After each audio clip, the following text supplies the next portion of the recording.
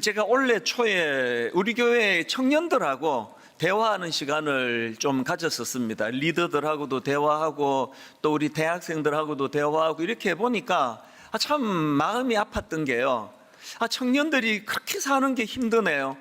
이런 기도 제목, 저런 기도 제목, 그리고 목사님 이것 때문에 마음이 힘들고 저것 때문에 마음이 힘들고 그래서 이것도 기도해 주세요, 저것도 기도해 주세요, 이런 이야기들을 참 많이 들었습니다.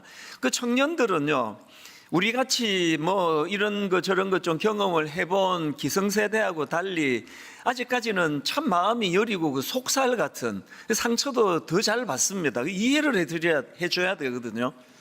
제가 이제 청년들이 이런저런 아픈 이야기를 듣고서 해주는 이야기가 있습니다.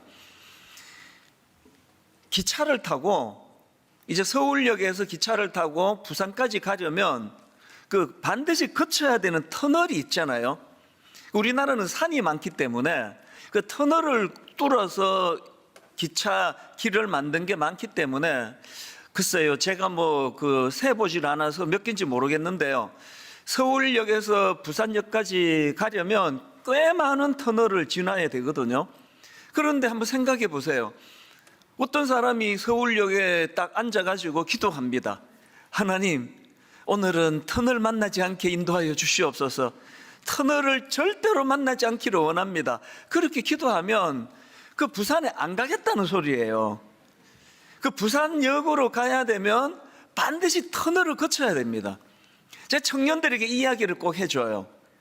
그 맨날 기도할 때 고난이 찾아오지 않게 해달라고, 하나님 내 인생에 터널이 일어나지 않게 해달라고 그렇게 기도하는 건 그거는 옳은 기도가 아니다. 그 기도는 응답될 수가 없다. 왜 그렇습니까? 하나님의 창조 질서는요, 제가 항상 이 말씀을 기억하거든요. 전도서 7장 14절, 형통한 날에는 기뻐하고 곤고한 날에는 되돌아보아라. 그리고 하나님의 지침을 보십시오. 이 두 가지를 하나님이 병행하게 하사예요. 하나님이 인생의 그 서울역에서 인생이 출발해서 부산역까지 가는데 터널을 거쳐야만 가요. 그래서 또 기찻길에 터널이 있다는 거는 돌아가는 것을 막아주는 거 아닙니까? 산을 뚫어가지고 터널을 만든 거니까요. 우리가 허구한 날 막 그냥 금요기도 나와가지고 터널이 없는 인생이 되게 해달라고, 하나님 밝은 태양만 보이게 해달라고 그렇게 기도하는 것은요, 이 원리를 모르는 거예요. 하나님은 두 가지를 병행하게 하셨는데 왜 그러냐? 말씀하시잖아요. 형통한 날에는 기쁨을 맛보게 하려고요. 우리는요, 이 기쁨을 또 잘 누리지를 못해요. 여러분, 기쁨을 진짜 잘 누리십니까? 많지 않으세요. 형통한 날에는 자꾸 기쁨을 드러내야 돼요. 자꾸 표현하고 하나님께 찬양하고 감사하고 사람들에게도 그걸 자꾸 이야기하고, 이게 형통한 날에 하나님이 주신 지침이고요. 그런가 하면은 곤고한 날에는 어떡하라 그럽니까? 생각하라는 거예요. 되돌아보라는 거예요. 네 인생의 지난 시간을 돌아보고 지금 네가 그 가고 있는 길이 잘 가고 있는지, 또 하나님이 너에게 어떤 은혜를 주셨는지 이걸 좀 기억하고 돌아보는 시간을 가져라. 이게 인생의 터널을 지날 때 하나님이 우리에게 원하시는 거거든요. 그래서 금요기도에 오셔가지고 기도할 때 하나님, 저에게는 인생의 터널이 없게 해주시기 원합니다, 이렇게 기도하는 게 아니고요, 인생의 터널이 찾아올 때 그것을 잘 지내게 해달라고 기도해야 됩니다. 터널을 잘 보내고 나면 얼마나 유익한지 모릅니다. 오늘 제가 그 본문에서 다루고 싶은 메시지가 바로 이런 내용이거든요. 몇 번 제가 이 본문 가지고 말씀을 전했지만 오늘은 이 각도로 해서 이제 본문을 좀 살펴보기를 원하는데요. 여러분이 다 아시겠지만 오늘 본문은 이스라엘 백성들 일생에 거의 뭐 가슴이 터질 듯이 기쁜 날이에요. 홍해를 건넜거든요. 400년 동안 종살이하며 살던 자기 민족이 해방되는 것도 이게 감격의 겨우인데, 그 과정에서 드라마틱한 하나님의 인도하심, 홍해가 갈라졌습니다. 그래서 이제 오늘 본문을 기록하고 있는 말씀이 출애굽기 15장인데요 출애굽기 15장 1절 출발부터 그 기쁨이 표현됩니다. 1절을 보십시오. 이때에 모세와 이스라엘 자손이 이 노래로 여호와께 노래하니 일렀으되 내가 여호와를 찬송하리니 그는 높고 영화로우심이요 말과 그 탄자를 바다에 던지셨음이로다. 홍해를 갈라놓은 하나님의 크신 일하심을 지금 감격으로 찬양하는 내용 아닙니까? 이게요 계속 이 찬양이 계속이 됩니다. 그래서 오늘 본문이 나오기 직전인 21절까지 찬양이 계속 이루어집니다. 글쎄요, 뭐 내버려 뒀으면요, 뭐 한 달, 두 달 내내 이러고 지냈을 겁니다. 뭐 평생에. 그래서 이게 꿈이라면 정말 깨지 않기를 원합니다. 이런 기쁨을 그들이 누렸는데요, 오늘 제가 다루려고 하는 본문은요, 그들의 기쁨에 찬물을 끼얹는, 그 참 이거를 읽으면 좀 아쉽기는 해요. 너무너무 가슴 벅찬 그런 하나님의 일하심을 찬양하고 또 찬양하고 또 반복해서 노래하고 하는 거기에 찬물을 끼얹는 사건이 오늘 본문인데요. 자, 본문에 어떤 일이 일어났느냐? 출애굽기 15장 22절 23절입니다. 모세가 홍해에서 이스라엘을 인도하며 그들이 나와서 수르 광야로 들어가서 거기서 사흘길을 걸었으나 물을 얻지 못하고 마라에 이르렀더니 그곳 물이 써서 마시지 못하겠으므로 그 이름을 마라라 하였더라. 그래서 기쁨이 다 날아가 버렸습니다. 그 다음 24절, 백성이 모세에게 원망하여 이르되, 저 하나님 일하심이 조금 아쉽지 않으세요?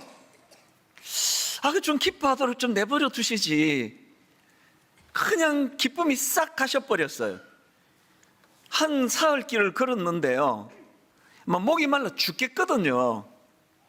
그 와중에 기뻐하겠습니까? 그 백성들의 그 모습이 한편으로 너무 좀 공감이 가는 것도 사실이에요. 그리고 제가 본문 전후 말씀을 자세히 보니까요, 이제 오늘 본문에 너무 마라에 쓴 물이 써서 마시지 못하는 고통으로 원망하는 이 사건 바로 앞에도 홍해를 걷는 기쁨이 막 폭발하듯이 노래하는 게 나오고요.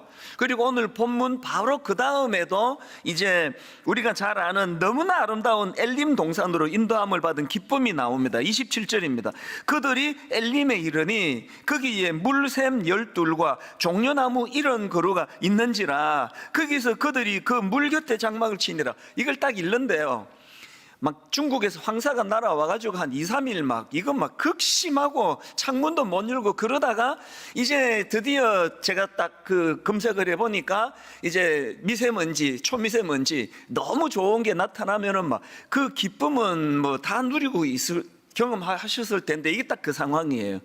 다시 이제 엘림 동산으로 인도하심을 그들이 받았는데요, 제가 보니까 요 가운데 것만 딱 떼내면 연결이 훨씬 자연스러운 거예요. 홍해를 건너 그 기쁨을 노래하고 기적을 노래하고 막 가슴이 터질 것 같은 그 상황에서 엘림 동산으로 인도함을 받았으면 이게 얼마나 연결이 자연스러웠겠냐고. 근데 왜 하나님은 중간에 그렇게 찬물을 끼얹는 이런 일들을 허락하시는가? 제가 궁금해서 보니까요, 성경에 그 이유도 설명을 해 두었더라고요. 하나님이 그 이유를 설명을 해 놓으셨는데요, 25절을 보십시오. 모세가 여호와께 부르짖었더니 여호와께서 그에게 한 나무를 가리키시니 그가 물에 던지니 물이 달게 되었더라. 그 다음 보십시오. 거기서 여호와께서 그들을 위하여 법도와 율례를 정하시고 그들을 시험하실세. 뭘 시험해, 어떤 상태인지를 점검하셨느냐, 그게 26절입니다. 뭘 시험하셨는지 보십시오. 이르시되 너희가 너희 하나님 나 여호와의 말을 들어 순종하고 내가 보기에 의를 행하며 내 계명에 귀를 기울이며 내 모든 규례를 지키면 내가 애굽 사람에게 내린 모든 질병 중 하나도 너희에게 내리지 아니하리니. 그리고는 결론, 나는 너희를 치료하는 여호와임이라. 하나님께서 그 결핍의 상징인 가슴 아픈 여러 가지 참 마음의 쓰라림을 만들어 놓은 마라의 사건을 하나님이 거기다 두신 거는 그들을 괴롭히기 위한 게 아니고요, 너희들 꼭 기억해라, 인생을 살아가다 보면 항상 봄 날씨만 있는 거 아니다. 고난도 온다, 터널도 온다. 그때 너희들이 기억해야 될 게 있다. 뭐라고요? 내가 너희들을 이렇게 방치하지 않는다. 나는 너희를 치료하는 여호와가 될 것이다. 하나님이 우리에게 지금 던져주시는 메시지가 이거예요. 왜 항상 쾌청하고 행복하고 기쁘기만 한, 그리고 또 경부 서울역에서 부산까지 경부선을 타고 기차를 타면 왜 터널이 나와야 되는가 하면, 아까 말씀하셨잖아요, 하나님께서. 그때는 생각해 보라는 거예요. 우리가요, 항상 잘 풀리고 잘 되고 너무 기쁘기만 하면은 그 일을 허락하신 일이 하나님의 손에 있다는 걸 잊어버려요. 그래서 고난이 찾아올 때 하나님이 어떻게 일하시는가를 경험하고 그것을 누리면서, 아 맞다, 여호와께서 치료하시는 하나님이지. 이걸 여호와 라파라 그래요. 치료하시는 하나님이 계시지. 그래서 그분을 의지하며 살아가도록 이런 일들을 허락해 주신다는 겁니다. 그래서 우리가 항상 이제 어려운 일이 찾아올 때는 이걸 기억해야 돼요. 하나님이 니도 한번 당해봐라. 내가 맨날 네가 행복한 거 내가 배 아파 못 살겠다. 이게 아니에요. 때때로 우리 삶 가운데 고난이 찾아오면 하나님은 이걸 기억하기를 원하시는구나. 여호와 라파, 여호와는 치료하시는 하나님이시다. 그래서 아까 제가 테스트를 하기를 원하신다 그랬잖아요. 이제 이 사람들이 본격적으로 이제 가나안을 향해 광야 생활을 이제 시작해야 되는데, 반드시 광야 생활이 이루어질 때 그들이 기억해야 되는 건, 광야는 결핍의 상징이니까요. 가나안이 아니지 않습니까? 그 결핍의 광야를 거닐 때 너희들이 반드시 기억해야 되는 거, 여호와 라파, 여호와께서는 치료하시는 하나님이시다. 이걸 반드시 기억하고 그렇게 하고 광야로 이제 나가야 된다. 그거를 하나님이 점검하시고 테스트하신 게, 이게 마라, 이 썸물로 고통하였던 이 마라의 썸물 사건이라는 겁니다. 그리고 신약 시대를 살아가는 우리는 여기서 한 가지 더 아셔야 되는 게, 기억해야 될 게 있는데요. 25절을 다시 보십시오. 모세가 여호와께 부르짖었더니 여호와께서 그에게 한 나무를 가리키시니 그가 물에 던지니 물이 달게 되었더라. 지금 나는 너희를 치료하는 여호와라고 말씀하시면서 이 나무를 도구로 사용하고 계시는데요. 여러분, 그 당시 이스라엘 백성들이야 뭐 이 말씀의 의미를 당연히 모르죠. 그러나 은혜의 시대, 신약 시대를 살아가는 우리는 이 말씀, 나무 그러면 딱 떠올려져야 될 말씀이 신약의 베드로전서 2장 24절 아닙니까? 친히 나무에 달려 그 몸으로 우리 죄를 담당하셨으니 이는 우리로 죄에 대하여 죽고 의에 대하여 살게 하려 하심이라. 그가 채찍에 맞음으로 너희는 나음을 얻었나니. 여호와 라파, 치료하시는 하나님께서 나무를 가지고 우리를 어떻게 인도하셨습니까? 독생자 예수 그리스도, 그분의 십자가를 통하여, 그분의 고난을 통하여 아무 이유 없이 그저 우리를 긍휼히 여기시는 그 마음으로 그분이 십자가 나무에 달리셨기 때문에 그분을 바라보고 그분을 의지할 때 쓴물이 단물이 되는 놀라운 역사가 일어난다는 것을 우리 모두는 다 알고 있는 거 아닙니까? 그래서 제가 오늘 설교 제목을 고난의 광야에서 꼭 봐야 하는 것, 이렇게 잡았는데요. 여러분, 고난의 광야에서 여러분이 또 제가 바라보셔야 되는 게 뭐겠습니까? 십자가예요. 고난의 광야에서는 십자가 지신 예수 그리스도, 그분의 고난을 통해서 내가 나음을 입었고 지금 내가 상한 이런 여러 가지 일들도 치료하시는 하나님의 은혜를 생각하는 것, 이게 고난의 광야에서 바라봐야 되는 것이라는 것입니다. 그래서 옛날 어른들은요, 고난이 많았잖아요. 그래서 이 찬양을 달고 살았습니다. 십자가 십자가 내가 처음 볼 때에 나의 마음의 큰 고통 사라져. 오늘 믿고서 내 눈 밝았네. 참 내 기쁨 영원하도다. 여기 큰 고통이 나오고요, 결론은 그 참 내 기쁨이 안 빼앗겼다는 걸 노래하는 거거든요. 그 과정에서 우리가 바라봐야 되는 게 그리스도의 십자가예요. 나무예요. 저는 매 예배를 드리실 때마다 이 사실을 다시 한번 마음으로 깨닫고 광야 같은 엿새 월요일부터 토요일까지 살아가실 때 이 십자가가 내 마음의 고통을 사라지게 하는 하나님의 축복의 선물이라는 것을 늘 인식하고 그렇게 살아가시기를 바랍니다. 이런 점에서 저는 이제 우리가 항상 기억해야 되는 것, 나는 너를 치료하는 여호와임이라, 이거를 하나님이 기억하기를 원하시는데요. 본문을 제가 쭉 묵상을 하다 보니까 참 모세가 너무나 모범적으로 그 일들을 잘하는 것을 볼 수가 있습니다. 그래서 모세는 지도자가 되는 거거든요. 오늘 본문 22절에 보니까 모세가 홍해에서 이스라엘을 인도함이에요. 여러분, 홍해에서 이스라엘을 인도하신 분은 하나님이세요. 그런데 놀랍게도 그 하나님께서 모세가 인도했다고 기록하고 있습니다. 뭘 의미하는 겁니까? 너무나 모세가 그 하나님이 맡겨주신 그 일을 위임받아가지고 이스라엘 백성들을 지도하는 특별한 권한을 부여받았다는 걸 강조하고 있는 거 아니겠습니까? 여러분 중에요, 이게 오늘 이게 지도자 얘기였어? 이거 괜히 왔네, 딴 교회 갈 건데, 이런 생각을 하신다면 여러분이 아셔야 되는 게 있습니다. 여기 지금 모든 분들이 다 지도자세요. 어떤 분이 목사님 저 전업주부인데요. 그래서 가장 중요한 지도자세요. 여러분 가정에 지금 하나님의 형상을 닮은 너무나 소중한 아들, 너무나 소중한 딸을 전업, 모든 직업을 다 그만두고 그 아이를 위하여 온전히 섬기는 지도자가 되신 거거든요. 여러분 그 한 나라의 지도자, 대통령, 국회의원, 정치 지도자를 잘 만나면 모든 국민들이 다 편해요. 한 교회의 지도자를 잘 만나면 모든 성도님들이 은혜를 받아요. 똑같습니다. 한 가정에서 우리 아들이, 우리 딸이 나 같은 그 지도자, 부모, 엄마, 아빠인 나 같은 지도자를 잘 만나면 아이들 인생에 혼란이 없습니다. 저는 오늘 예배 드리시는 우리 엄마, 아빠, 예배 드리시는 직장에서 부장님, 또 과장님, 또 대리님, 누구든 다 지도자인데요.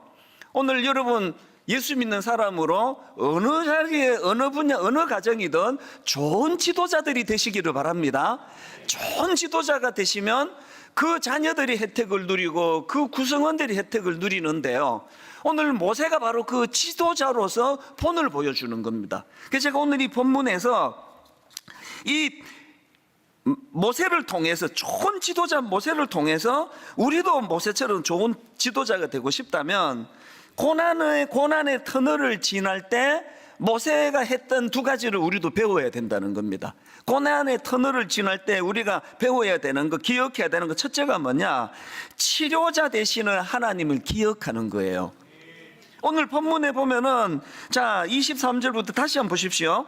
마라에 이르렀더니 그곳 물이 써서 마시지 못하겠으므로 그 이름을 마라라 하였더라. 그랬더니 백성은 인간을 상대하고 백성은 모세에게 원망하여 이르되 우리가 무엇을 마실까 하매, 그런데 모세는 그 백성을 상대하지 않고 사람을 상대하지 않고 모세는 하나님을 상대해요. 그 하나님께 부르짖습니다.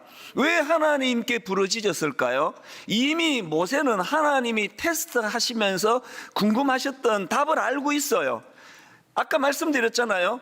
이 마라의 썸물을 통해서 하나님이 그들에게 가르쳐주고 싶은 게 뭐라 그랬죠? 나는 너희를 치료하는 여호와임이라. 이걸 이미 지도자 모세는 이미 알고 있었던 거예요. 그래서 다른 사람들은 사람을 원망하고 사람에게 책임을 묻고 하는데 모세는 하나님을 상대하는 거거든요. 하나님께 부르짖는다는 말씀이에요.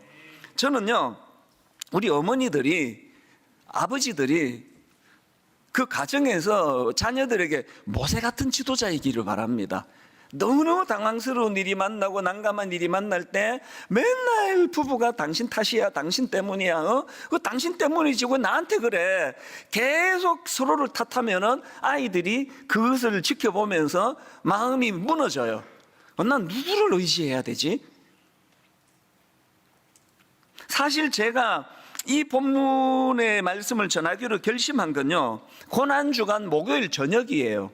목요일 저녁에 제가 이 본문을 제가 묵상하기 시작했습니다. 왜냐하니까 목요일 저녁에 인간적으로 한 가정이 마라의 썬물을 만나서 너무너무 힘든 상황에 빠진 가정에 대한 간증을 들었잖아요. 이 선교사님이 나오셔가지고 해준 간증이 우리 가족이 하나님이 몰아넣는 마라의 썬물로 우리는 그렇게 고난의 자리로 몰려갔습니다. 그 간증 아닙니까?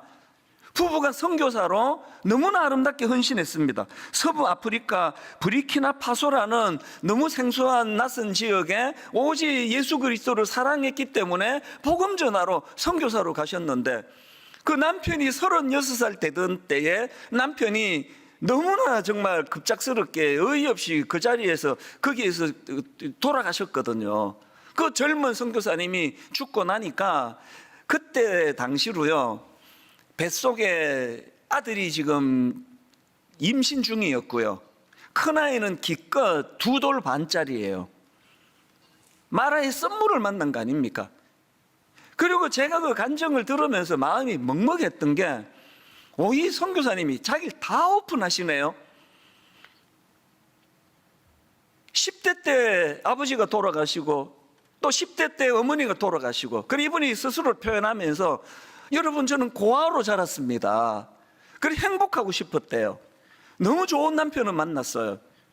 이제 딸 하나 낳고 뱃속에 이제 아들 하나, 그래서 아들 하나 딸 하나 너무너무 행복하게 그렇게 꿈을 꾸고 있을 때 마라의 썬물이 찾아왔어요. 그랬는데요, 이번에 간증을 듣는 내내 제 마음이 먹먹했던 게, 그 2 아이들을 향한 어머니로서, 그래서 그 아들이 또 방황을 좀 많이 했다 그러잖아요. 당연하겠죠.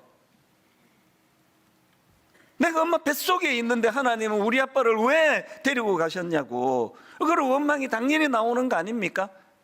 제가 그 고난주간 목요일 저녁부터 어제 저녁까지 순간순간 맴도는 이 선교사님의 간증의 한마디가 이거였습니다. 아들이 좀 방황을 한대요. 그래서 하나님 하시는 일에 대하여 원망하고 뭐 이런 이야기를 하다가 이분이 갑자기 목소리가 확 커지면서 아들이 그렇게 방황하는 걸 보면서 어머니가 각오를 막 결의를 이 자리에서 하시잖아요.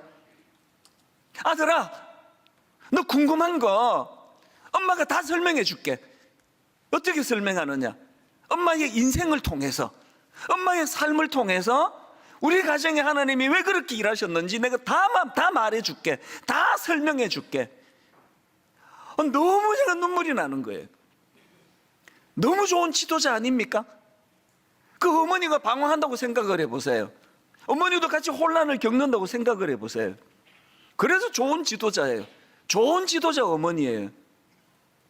그래서 제가 그 어머니의 간증을 계속 제 마음에서 되뇌고 있는데요, 아니 그러면 이분은 제가 개인적으로 만나보니까 막 너무너무 여리고 막 잘 부끄러워하고, 제가 뭐 그렇게 나이가 많은 목사도 아닌데도 막 저기 부끄러워가지고 막 얼굴도 잘 못 보고 막 얼굴이 막 빨개지고 막 너무 수줍음이 많으세요. 그리고 막 얼마나 긴장을 하셨는지 저녁 식사도 못 하세요. 그래서 식사 이 집회 끝나고 하시겠다고.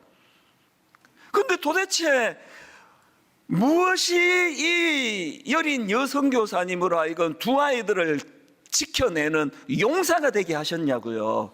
놀랍게도요, 그렇게 남편 돌아가시고 이분이 약해지신 게 아니라 지금은요, 통합 측은 여자 목사님이 계시거든요. 지금 여자 목사님이세요, 이분이. 제가 이런 생각을 해봤죠. 도대체 그 과정에서 어떤 일이 있었길래, 누구의 도움도 받기 어려운 상황에 빠졌을 때 하나님께서 그를 어떻게 인도해 주셨기에, 그래서 이분이 자신 있게 공개적으로 말하잖아요. 아들이 방황할 때, 아들아, 엄마가 다 설명해 줄게. 아빠가 왜 그렇게 일찍 가셔야만 했고 우리 가정에 왜 이런 마라의 썬물이 와야만 했는지 엄마가 삶을 통해서 다 보여줄게. 전 그 뭔 뜻인지 너무 잘 알거든요. 저희 어머니가 그랬으니까요. 여러분, 좋은 지도자, 좋은 어머니, 좋은 아버지가 되시기를 바라신다면 하나님 앞에서 여러분이 마라의 썬물, 내 힘으로 누군가의 도움 없이는 살아갈 수 없는 상황이 내 인생에 닥쳤을 때 치료자 되시는 하나님 여호와 라파, 나는 너를 치료하는 하나님이다, 이거 기억해라. 이 간단한 사실을 기억해내는 믿음의 성도님들 되시기를 바랍니다. 분당 우리 교회는 지금 박물관 교회가 되지 않도록 안간힘을 쓰고 있습니다. 박물관 교회가 되지 않고 현상 유지적인 교회가 되지 않기 위해서 우리가 애쓸 거 사실 많이 있지만 그 중에 하나는요, 여러분 모두가 다 그걸 이론으로 받는 것이 아니라 실제 여러분 삶 속에서 경험을 그걸 체험하는 거예요. 진짜 하나님이 치료자시네? 진짜 하나님께서 이런 상황에서 날 위해서 일하시네? 이론이 아니라 여러분의 삶 속에서 여러분 많은 성도님들이 이것을 체험하게 되기를 바랍니다. 그것을 하나님께 소원하면서 기도하셔야 된다는 거예요. 두 번째로요, 고난의 터널을 지날 때 기억해야 되는 게 하나 더 있습니다.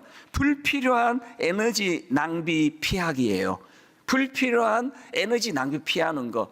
이게 무슨 뜻이냐? 자, 24절 25절을 다시 한번 보십시오. 백성이 모세에게 원망하여 이르되, 이거는요 인간의 본능에서 찾아오는 가장 무서운 거예요. 심리학자들이 이런 이야기 많이 하잖아요. 이게 인간이 갖고 있는 투사 심리라는 거예요. 뭔가 자기가 겪고 있는 불행하고 가슴 아픈 이 원인을 남에게서 찾아내고자 하는 본능, 이게 나약한 인간이 가진 본능이 투사라고 해요. 투사.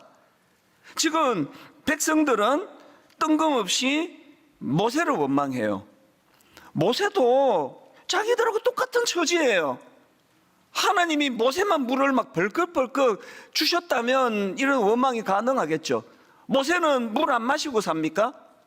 그 모세가 자기가 계획해서 인도했습니까? 오늘 우리가요, 너무나 소모적이고 너무나 불필요한 에너지를 고통 중에 있을 때 더 많이 낭비를 해요.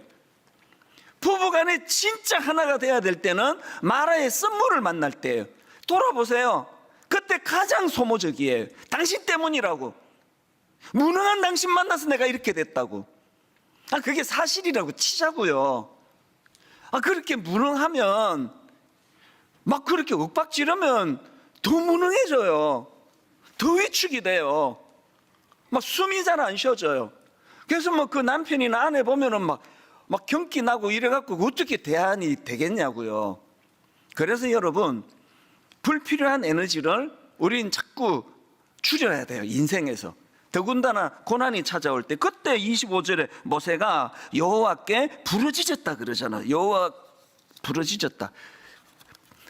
고난 주간에 제가 만난 목사님 사모님이 한 분 더 계시는데요, 간증하신 분하고 좀 큰 줄거리에 좀 비슷하세요. 이분은요, 남편이 그 부교육자 시절일 때 교회가 좀 분쟁이 있었나 봐요. 여러분, 그 교회가 어려움이 생기면요, 담임 목사파, 또 뭐 장로파, 당회파 이렇게 나누면 죽어나는 게 부교육자예요. 완전히 그 뭐 새우 등 다 터져요. 이거 뭐 어떡하겠냐고요. 그래서 이 목사님이 뭐 자세한 내용은 모르겠지만 너무 그게 스트레스를 많이 받은 거예요. 그 이 목사님이 어느 날 제가 들어보니까 그 심장마비 같아요. 멀쩡하던 남편 목사님이 그냥 갑자기 돌아가신 거예요.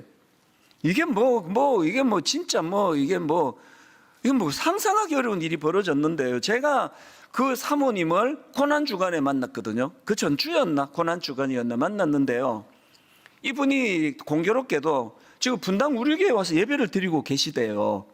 그러면서 등록을 안 받아주셔가지고 지금 뭐 그냥 등록 없이 그냥 몰래 예배 드리고 있다고. 너무나 죄송했어요.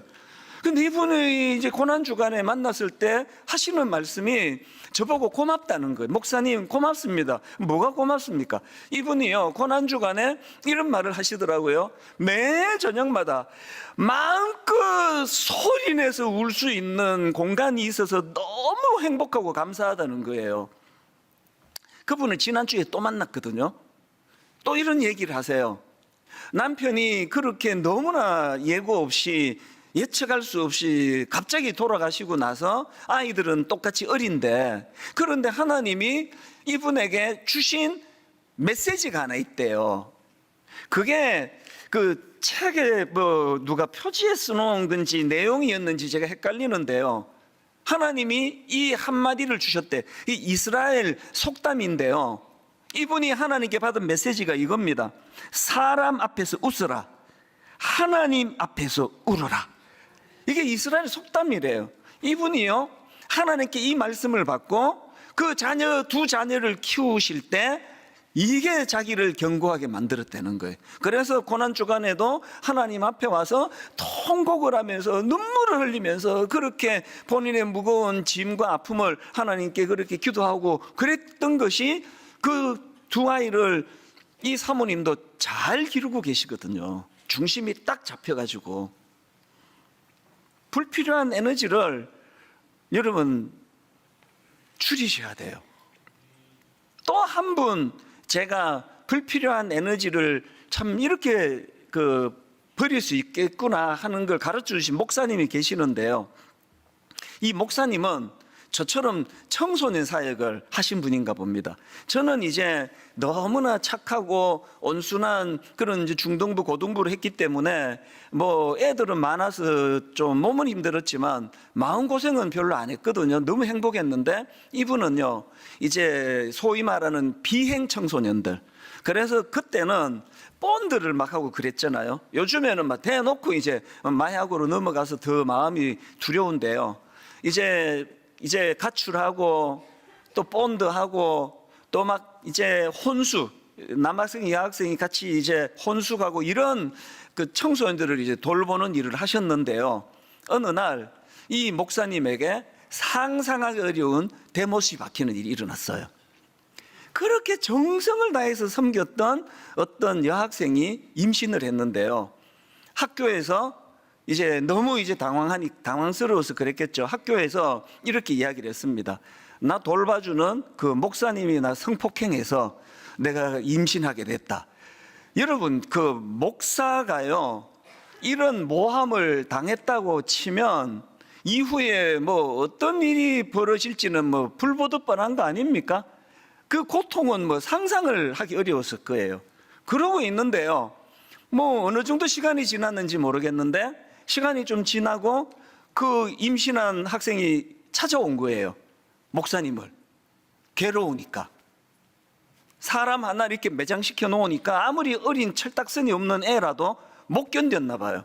그래서 목사님을 와가지고 막 울면서 목사님, 제가 무서워서 거짓말했다고 고백을 한 거예요.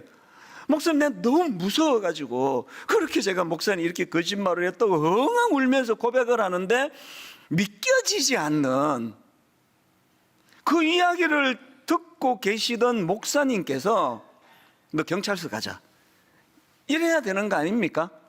어머니가 그 목사님이요, 그 아이의 처절한 고백을 듣고 말 다 끝나기 전에 이렇게 말하셨어요. 쉿, 너 학교 가서 이 얘기하지 마라. 그럼 너 퇴학돼. 믿어지세요? 너 학교 가서 이야기하면 큰일 나. 너 그럼 퇴학이야. 옛날에는 여학생이 임신한다, 이건 뭐 바로 퇴학이었거든요, 실제로.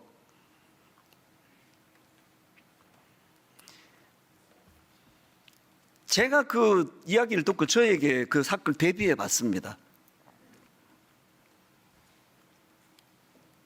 100번을 더 생각해도요, 저는 그렇게 못해요. 막 고소하고 막 매장시키고 그러는 건 제가 어떻게 뭐 참을지 안 참을지 모르겠지만요, 본인이 이렇게 고백하는데 그러면 네 학교에 가서 나한테만 얘기하지 말고 학교에 가서 너 풀어라, 전 그럴 것 같아요. 근데 이 목사님은 똑같은 목사인데 어떻게 그런 태도가 가능했을까? 제가 오늘 이 본문을 묵상하다가 그 목사님이 떠올랐던 이유가 이거예요. 상상했죠. 모세처럼 부르짖었을 거예요. 억울하다고, 죽을 것 같다고. 목사님, 도대체 성폭행범이 뭡니까? 목사님, 하나님, 내가 목사인데 내가 그 미성년자 임신을 시킨 사람으로 모함당하는 게 이게 무슨 일입니까?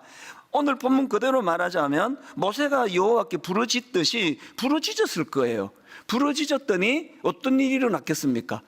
여호와 치료하시는 여호와께서 그에게 나는 너를 치료하시는 여호와다. 여호와 라파가 선언됐겠죠. 그래서 목사님 마음이 치유가 됐겠죠. 여러분, 마음이 치유되면 나타나는 증상은요, 가해자가 불쌍해져요. 부부 싸움 하시고요, 너무 치명적인 상처를 남편에게 받았는데, 아내에게 받았는데 하나님께 나가서 기도하고 치유가 되면은 그 사람이 불쌍해지는 느낌은 다 경험하셨을 겁니다. 제가 이 말씀을, 이 목사님 이야기를 할까 말까 망설였어요. 왜? 여러분이 쓸데없는 죄책감에 빠질까 봐. 죄책감에 빠지지 말라고 내 얘기를 드린 거예요. 저도 안 돼요. 이것 때문에 괴로워하지 마세요. 그러나 정답은 알고 있자고요. 이게 되는구나, 이게. 목요일 날 그 선교사님을, 여선교사님을 모셨던 건요, 여러분 모두가 그렇게 살아야 돼요. 그래서 제가 모신 거 아니에요. 너무 과도한 죄책감에 빠지지 마세요. 그러나 정답은 알자고요. 어떻게 하면 된다고요? 사람 상대하지 않고 하나님께 나아갈 때 여호와 라파, 치료하시는 하나님이 이런 일까지도 가능하게 하시는구나. 결론을 오늘 이렇게 맺기를 원합니다. 여러분, 고난의 광야를 지나실 때 꼭 봐야 될 게 있습니다. 그리스도의 십자가라고 말씀드렸고요, 그게 베드로전서 2장 24절입니다. 친히 나무에 달려 그 몸으로 우리 죄를 담당하셨으니 이는 우리로 죄에 대하여 죽고 의에 대하여 살게 하려 하심이라. 그가 채찍에 맞음으로 너희는 나음을 얻었나니. 여러분, 이 구원의 감격이 저와 여러분을 기쁨으로 인도해 주시기를 원합니다.